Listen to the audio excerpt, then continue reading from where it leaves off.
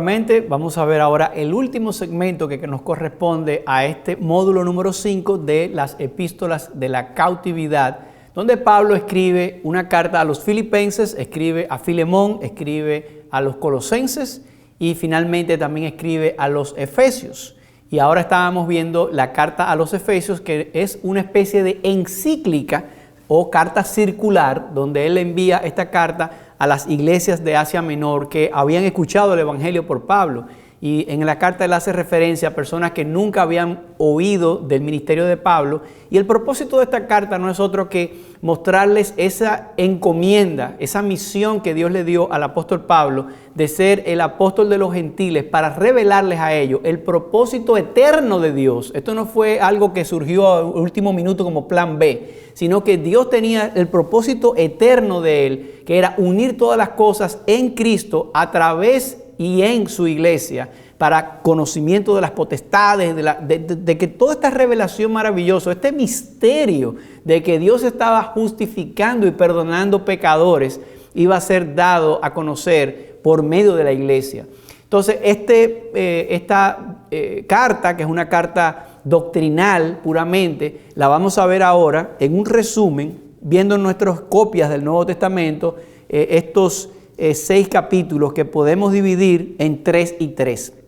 O sea que a lo largo de la carta a los Efesios, el tema preponderante de Pablo es la unión de todas las cosas en Cristo, en y a través de la iglesia de Cristo.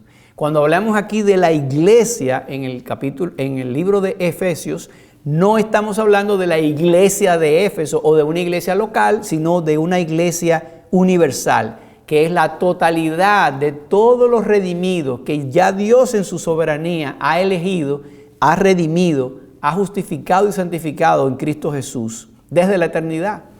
Entonces vemos aquí en esta carta una clara delimitación. Los primeros 3 capítulos parece ser donde él presenta doctrinalmente cuál es el propósito soberano de Dios en salvar a sus escogidos para formar parte de la iglesia, el capítulo 1 y 3.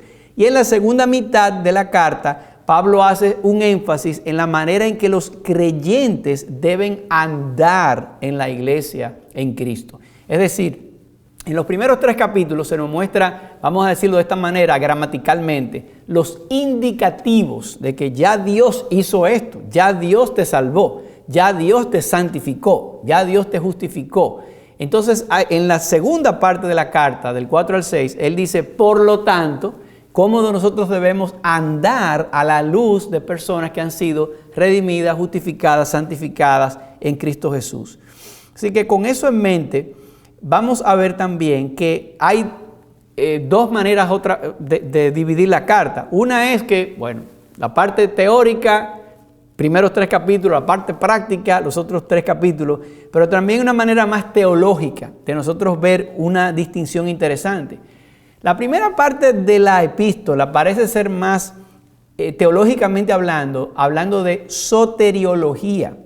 La palabra soter significa salvación en griego y la palabra soteriología es una parte de la teología que habla con la doctrina de la salvación.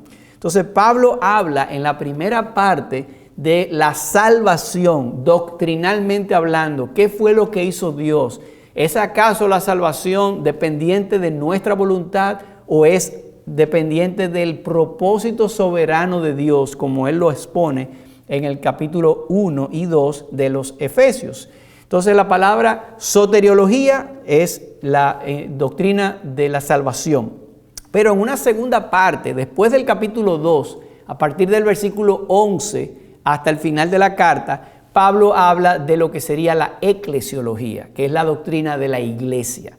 Entonces, en cuanto a la soteriología, podemos decir que los elegidos en Cristo desde antes de la fundación del mundo, predestinados para ser adoptados como hijos de Dios, redimidos en la sangre de Cristo, perdonados y purificados según las riquezas de su gracia, son también sellados con el Espíritu Santo de la promesa. Eso es lo que él dice en los primeros versículos.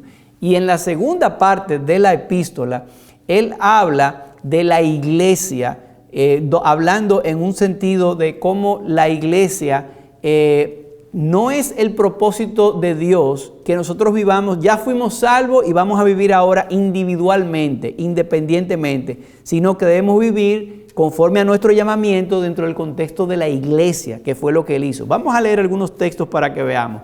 Primera parte, vamos a ver cómo él habla de la soteriología. Dice aquí en el capítulo 1, versículo 3, un texto muy conocido. Bendito sea el Dios y Padre de nuestro Señor Jesucristo, que nos bendijo con toda bendición espiritual en los lugares celestiales en Cristo. O sea, fíjense cómo él habla que en pasado, que ya él nos bendijo con toda bendición espiritual en los lugares celestiales en Cristo. Según versículo 4, nos escogió en él antes de la fundación del mundo, para que fuésemos santos y sin mancha delante de él.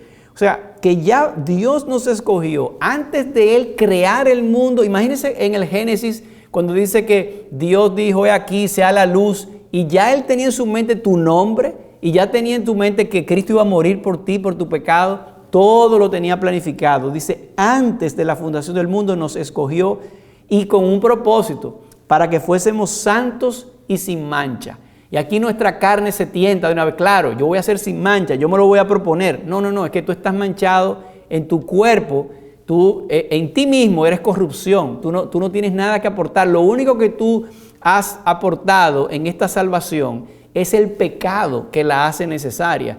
O sea que ya Dios te perdonó en Cristo y tuvo que morir Dios mismo y derramar su sangre para que nosotros fuésemos santificados y nosotros fuésemos sin mancha. Entonces ya él hizo eso, dice él en el versículo 5, en amor, habiéndonos predestinado para ser adoptados hijos suyos por medio de Jesucristo según el puro afecto de su voluntad. O sea que en muchas palabras importantes, nos escogió, dice en el versículo 4. En el versículo 5, nos predestinó, nos adoptó como hijos suyos en Cristo, según el puro afecto de su voluntad. O sea, que él no lo hizo porque él sabía en el futuro que tú ibas a ser una persona buena. No es que no depende de ti. No dice Pablo en Romanos capítulo 9, no depende del que quiere ni del que corre, sino de Dios que tiene misericordia. Él lo hizo por el puro afecto de su voluntad. Dios es soberano. Para su propia gloria. Versículo 6. Para alabanza de la gloria de su gracia, con la cual nos hizo aceptos en el amado. Ya tú estás acepto delante de Dios. Tú no tienes que hacer nada para que Dios se agrade de ti de una manera más alta, porque es que ya es imposible, porque lo que agradó a Dios fue el sacrificio perfecto de la sangre de Jesucristo en tu lugar. Ya estás acepto en el amado, en quien tenemos redención por su sangre, el perdón de pecados, según las riquezas de su gracia, que hizo sobreabundar para con nosotros en toda sabiduría e inteligencia, dándonos a conocer el misterio de su voluntad, según su beneplácito, el cual, ese misterio que él quiso proponerse, dice él, se lo había propuesto en sí mismo de reunir todas las cosas en Cristo en la dispensación del cumplimiento de los tiempos, así de redimir y de unir todas las cosas que están en los cielos como las que están en la tierra. En él, asimismo, tuvimos herencia, habiendo sido predestinados de nuevo, conforme al propósito del que hace todas las cosas según el designio de su voluntad, a fin de que seamos, para alabanza de su gloria, nosotros, los que primeramente esperábamos en Cristo, en él también vosotros, habiendo oído la palabra de verdad, el evangelio de vuestra salvación, y habiendo creído en ese evangelio, fuisteis sellados con el Espíritu Santo de la promesa, que es las arras de nuestra herencia, hasta la redención de la posesión adquirida para alabanza de su gloria. O sea que dice Pablo, ustedes cuando creyeron ya fueron sellados con el Espíritu Santo. Y ese Espíritu Santo es como si fueran las arras. Recuérdense que en una boda, de nuevo haciendo la ilustración de la boda, el novio le da una dote, unas arras, que en una boda se simboliza con un grupo de monedas donde dice, esto es un símbolo de que tú eres mía y tú vas a ser sostenida y mantenida por mí. Eso dice el novio a la novia, cuando le da las arras. Bueno, dice Pablo, las arras que Dios nos dio a nosotros fue el Espíritu Santo, que es las arras de nuestra herencia para la redención de la posesión adquirida para la alabanza de su gloria. Por esta causa, entonces Pablo ora, yo, habiendo oído de vuestra fe en el Señor Jesús y de vuestro amor para con todos los santos, no ceso de dar gracias por vosotros, haciendo memoria de vosotros en mis oraciones, para que el Dios de nuestro Señor Jesucristo, el Padre de gloria, os dé espíritu de sabiduría y de revelación en el conocimiento de Él, alumbrando los ojos de vuestro entendimiento. Y sigue orando, hablando de eso. Pero luego, Él habla, después de todo esto, que Él, capítulo 2, nos dio vida a nosotros cuando estábamos muertos en vuestros delitos y pecados, en los cuales anduvisteis. Y dice que conforme al príncipe de la potestad del aire, el espíritu que ahora opera en los hijos de desobediencia. O sea, tú eras una persona que estaba muerto completamente en tus delitos y pecados, pero Dios, y ese pero en el versículo 4 es un pero glorioso. O sea, a pesar de que tú estabas muerto en tus pecados, a pesar de que tú estabas desentendido, Dios, sin embargo, que es rico en misericordia por su gran amor con que nos amó, aun estando nosotros muertos en pecado, nos dio vida juntamente con Cristo por gracia. Por gracia sois salvos. Y juntamente con Él nos resucitó y asimismo nos hizo sentar en los lugares celestiales con Cristo Jesús. Ustedes dirán, pero espérate, yo estoy aquí. ¿Cómo va a ser que yo estoy sentado con Cristo en los lugares celestiales? Es que acuérdense que está hablando de la mente de Dios. Para Dios no hay ayer, hoy, mañana. Él está en la eternidad.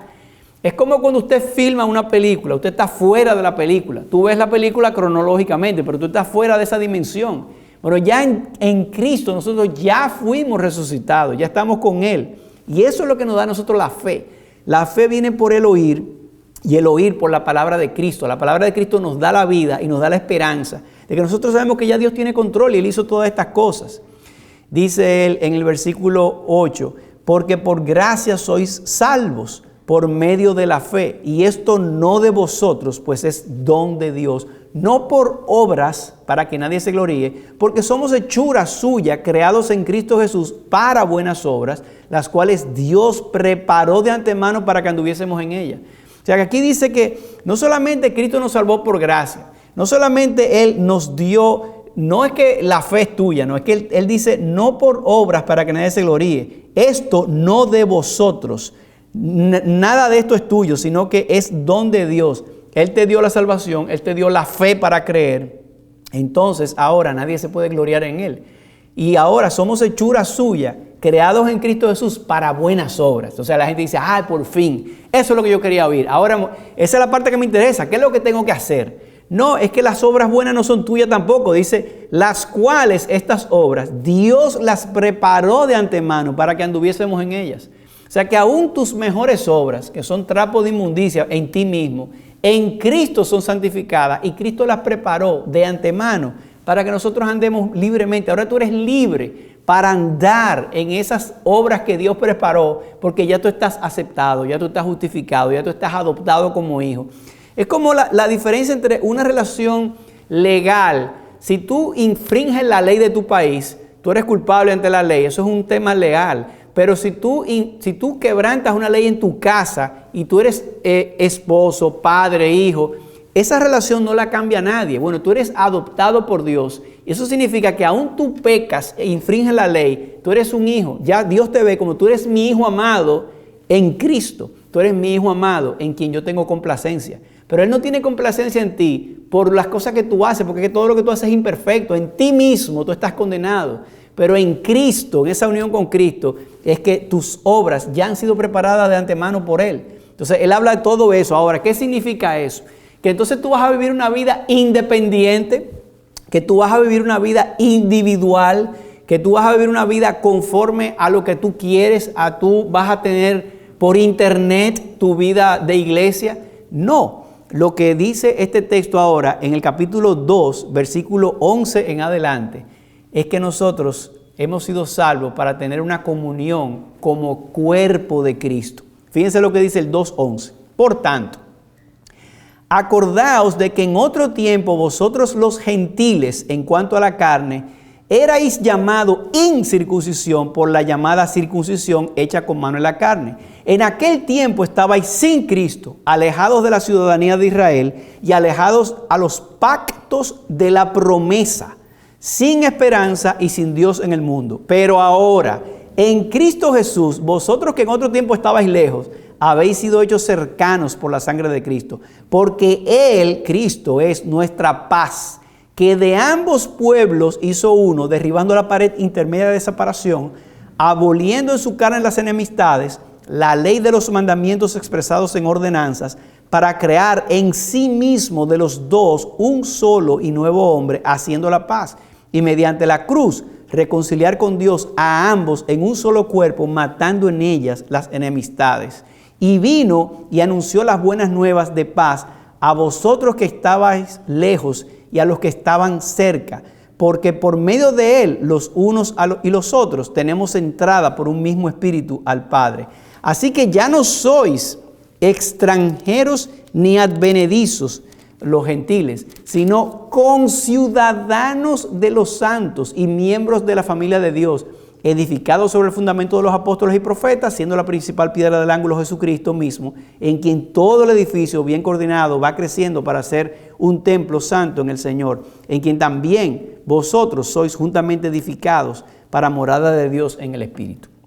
Bien, entonces él da aquí varios textos importantes. Él dice que no es el propósito de Dios que su pueblo viva individualmente, sino que viva conforme a ese llamamiento dentro de la iglesia. La palabra iglesia viene del griego eklesia, que significa los llamados fuera. Ek, fuera. Klesia viene del vocablo kaleo, que significa llamar. O sea que la iglesia es los llamados, los convocados. Entonces eso es lo que trata la eclesiología. Fíjense que la primera parte era soteriología, salvación, y ahora eclesiología. ¿Cómo van a vivir estos que han sido salvos desde antes de la fundación del mundo? Deben vivir no individualmente, sino que vivan conforme a ese llamamiento dentro de la iglesia.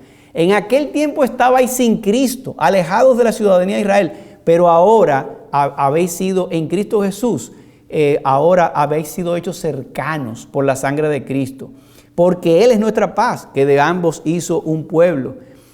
La muerte de Cristo, entonces, ha hecho posible también que todos estos individuos salvados, sin importar ahora de dónde provengan, sin importar su idioma, sin importar la cultura o la nacionalidad, todos seamos uno en Él.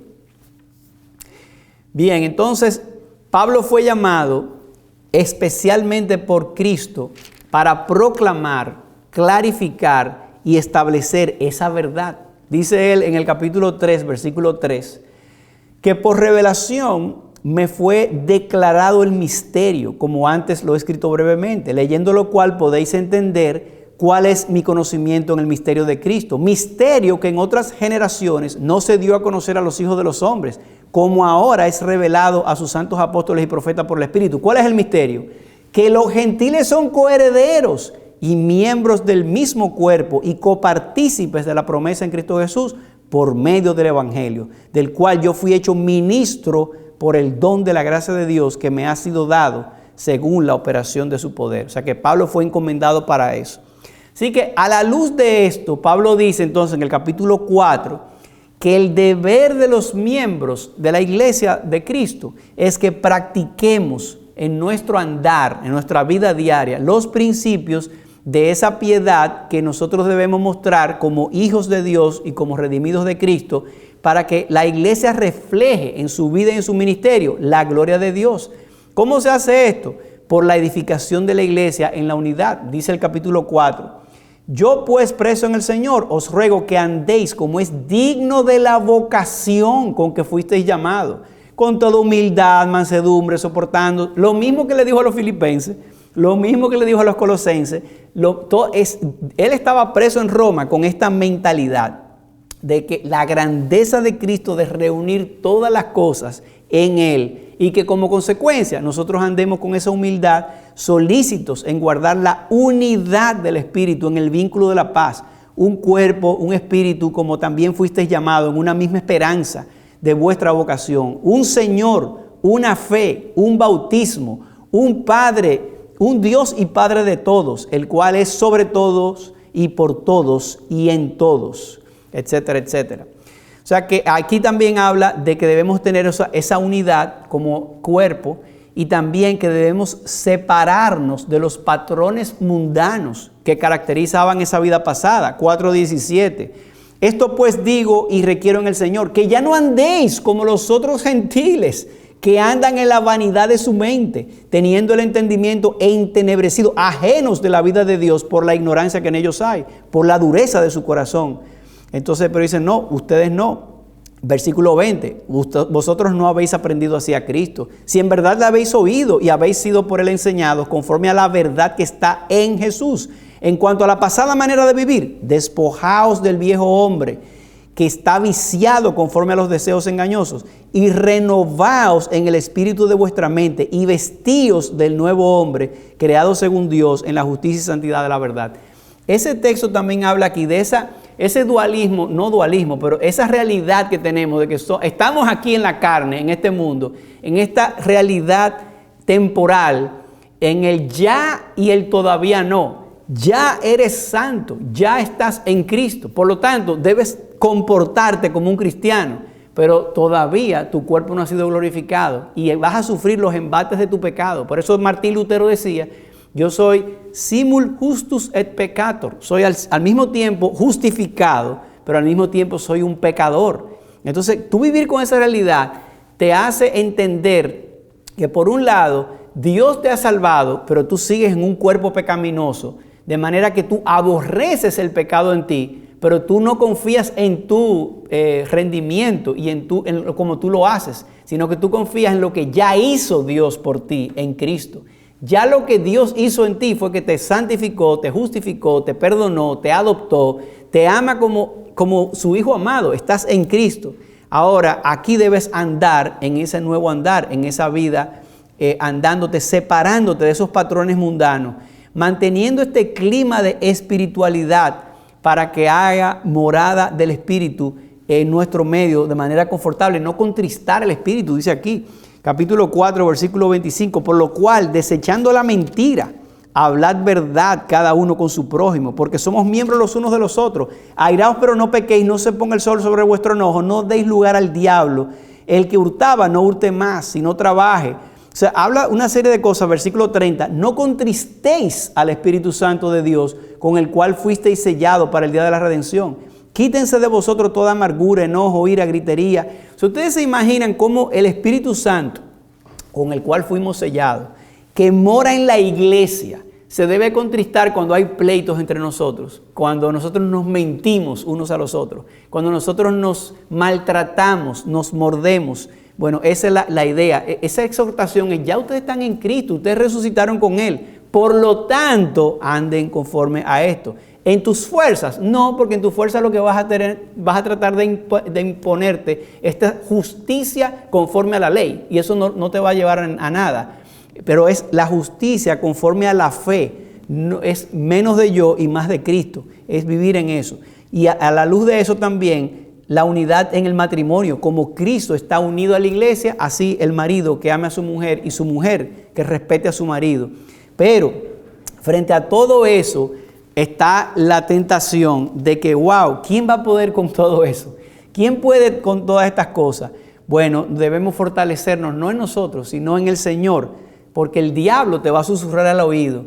Y tú dices que eres cristiano, pero tú mira cómo vives, pero mira los pensamientos que te pasan por la mente. Y a la luz de eso, dice Pablo lo siguiente, 6:10. Por lo tanto, hermanos míos, fortaleceos en el Señor y en el poder de su fuerza. Vestíos de toda la armadura de Dios. No es la armadura del creyente, es la armadura de Dios. La armadura de Dios para que podáis estar firmes contra las acechanzas del diablo. Porque no tenemos lucha contra sangre y carne, sino contra los principados, contra potestades, contra los gobernantes de las tinieblas de este siglo, contra huestes espirituales de maldad en las regiones celestes. Por tanto, tomad toda la armadura de Dios para que podáis resistir en el día malo.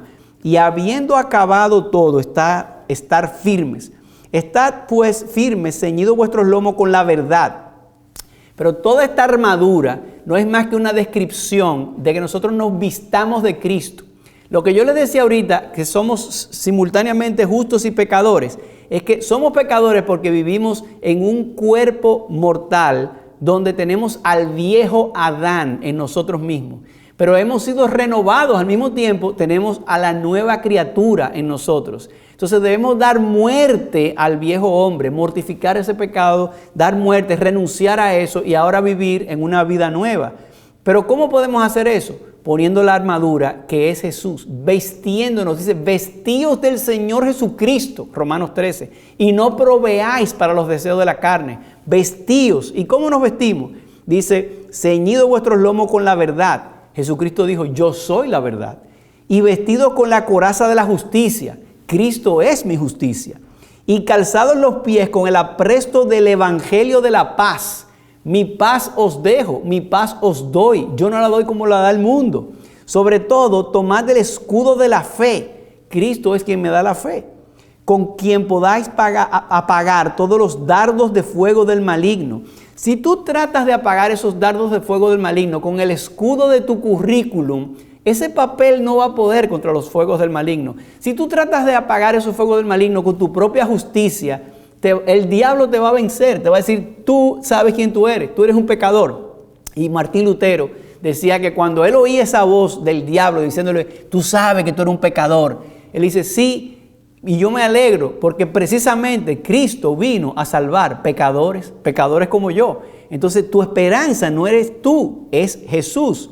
Sobre todo, tomad el escudo de la fe, con el cual podáis apagar todos los dardos de fuego del maligno, y tomad el yelmo, el casco protector de la salvación y la espada del Espíritu, que es la palabra de Dios.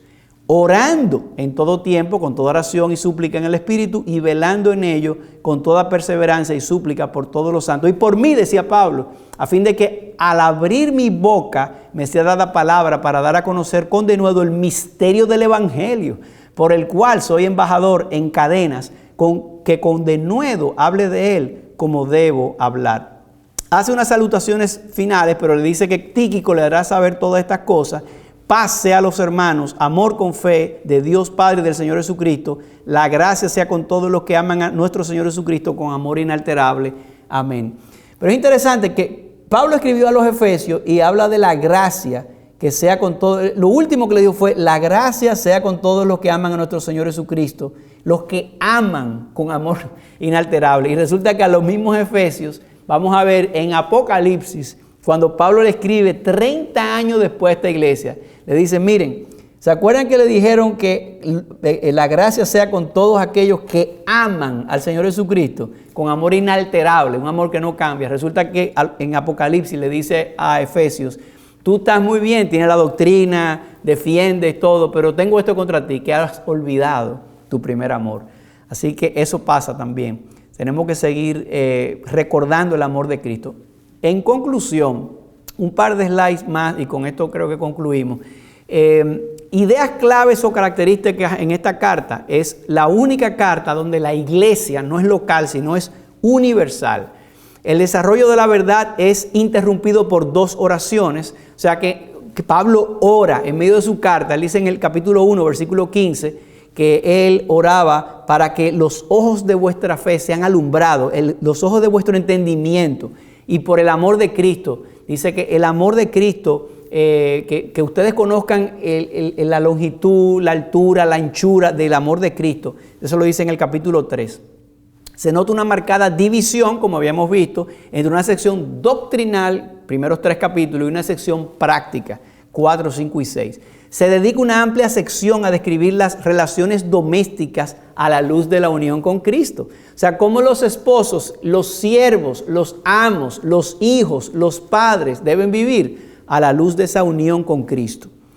Y se dedica una sección para hablar sobre el conflicto de los creyentes con poderes espirituales del maligno, lo que leímos de nosotros vestirnos la armadura para fortalecernos en el poder de Dios. Bien, con esto hemos concluido este módulo 5.